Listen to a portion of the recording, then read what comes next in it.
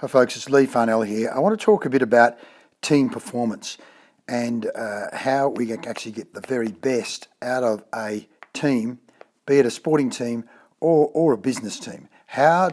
What's some of the science of getting the best out of a team?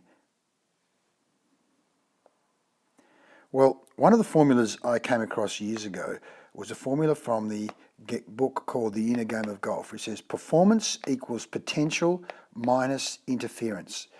And so it's talking particularly about both golf and tennis, where if you have hit the ball down the middle once, clearly you've got the potential to do it again.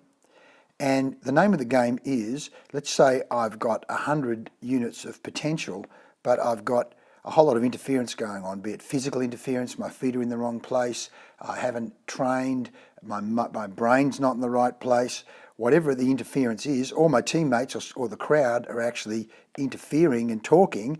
And a mate of mine talking the other day about a crowd of people at golf and just constantly chipping away, harassing. Same in cricket. If you can get the interference up, then you're going to have a lower level of performance. But if you take the same potential and reduce the interference, you can immediately get a boost in performance. So your job as a coach or as a manager in the first instance is to say, right, the quickest way to improve performance is reduce the level of interference. As they say, the quickest way to improve the performance of a machine is take the handbrake off. So where are the handbrakes? Now, what we know is people live in two worlds at the same time. People live in the external world of things we see, the physical world. So that could be my stance, my technique, even my diet. But then I also live in the internal world of thoughts, dreams, emotions. Now, recently at the Olympics, we're talking there about the Australian women's team, the Australian women's water polo team, where this team potentially, it had proven that it could win games. It had beaten the Americans who won gold. But at the actual Olympics, the week itself, something must have gone on in that team because it didn't lose its potential. It didn't lose its potential at all, so there must have been interference. Now, was it interference from other teams? Were they doing tactics and were they doing physical things in the external world better, different? Did that jump during the Olympics? Or was it something over here in the internal world of the thoughts, the emotions, the dynamics of the team?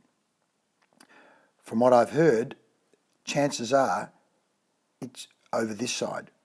It had little or nothing to do with tactics or the physicality or the external world. It was in the internal world. And too many coaches only deal in this because this is too difficult. Yet if you're going to be a good coach, you need to be aware of both those worlds. The external world of tactics, strategy, training, skills, but also the internal world of what is going on in terms of team dynamics, team harmony.